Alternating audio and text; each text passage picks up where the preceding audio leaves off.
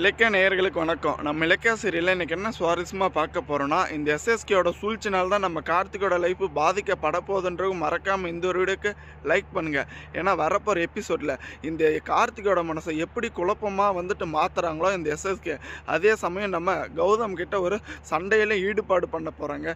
ஏன்னா இப்போ வரைக்கும் இந்த எஸ்எஸ்கே எதுக்கு ட்ரை பண்ணிட்டு இருக்கானோ அது கூடிய சீக்கிரத்தில் நடந்துருமான்னு தாங்க ரொம்பவே பயமா இருக்கு. ஏன்னா அந்த அஞ்சலியும் இந்த கார்த்திக் தான் புள்ள அப்படின்னு இந்த ஒரு வீட்டுக்கு வச்சுட்டு இருக்கிறதுக்கு முழு காரணம் நம்ம எல்லாருக்குமே தெரியுங்க. ஏன்னா நம்ம கௌதம் கிட்ட இருக்கிற இந்த ஒரு சொத்து பத்து தாங்க. அதை எப்படியாச்சும் நம்ம கார்த்திக் பேருக்கு மாத்திரணும். அதுக்கப்புறம் என் பேருக்கு நான் மாத்திட்டேன், கழுத்தை பிடிச்சி இந்த கார்த்திக்கும் அஞ்சலியும் நான் வெளியே தள்ளுவேன்னு ஒரு சபதமாக இந்த தக்ஷாசினியும் இந்த எஸ்எஸ்கேயும் முடிவு பண்ணி வச்சிருக்காங்க.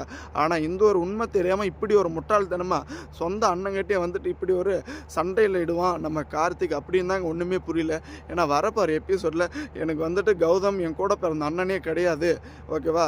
என் அப்பா ஏமாற்றி தான் எங்களுடைய மொத்த சொத்தை அவன் எழுதி வச்சுட்டு இருக்கான், என் பேரில் ஒரு சொத்து கூட இல்லை அப்படின்ற உண்மை நம்ம எஸ்எஸ்கே கிட்ட சொல்லிட்டு இருக்காங்க.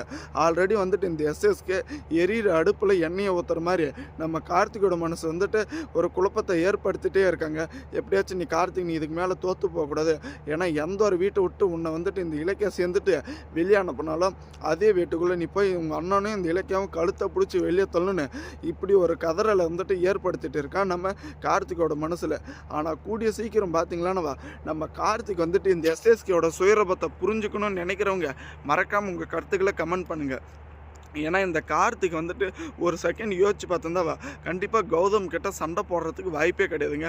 ஏன்னா கௌதம் இருந்துக்கிட்டு கார்த்திக் நல்லா இருக்கணும், அஞ்சலி கூட சேர்ந்து வாழணும்னு தாங்க ட்ரை பண்ணிகிட்டு இருக்காங்க கௌதம் இலக்கியவும். ஆனால் இந்த ஒரு உண்மை தெரியாமல் இப்படி ஒரு முட்டாள்தனமாக இந்த கார்த்திக் இருந்துக்கிட்டு இந்த எஸ்எஸ்கேயோட பேச்சு கேட்டு கண்டிப்பாக அடுத்தபடியாக நான் கேஸ் கொடுக்க போகிறேன், என் கூட பிறந்தவனே இல்லை இந்த கௌதம் என் அண்ணனே கிடையாது, அப்படி இருக்கும்போது என்னுடைய மொத்த ப்ராப்பர்ட்டிக்கும் உரிமை கொண்டாடிட்டு இருக்கான், அது எல்லாமே என் கைக்கு வரணும் அப்படின்னு ஒரு கேஸ் கொடுக்க போகிறாங்க. ஆல்ரெடி எவ்வளோ தான் பிரச்சனையை நம்ம கௌதம் தாங்கிட்டு இருக்காங்கன்னு கொஞ்சம் கூட புரியல. ஏன்னா இந்த எஸ்எஸ்கேவோட சுயரூபத்தினால பாதிக்கப்படுறது என்னவோ நம்ம இலக்கியாவும் நம்ம கௌதம் தாங்க.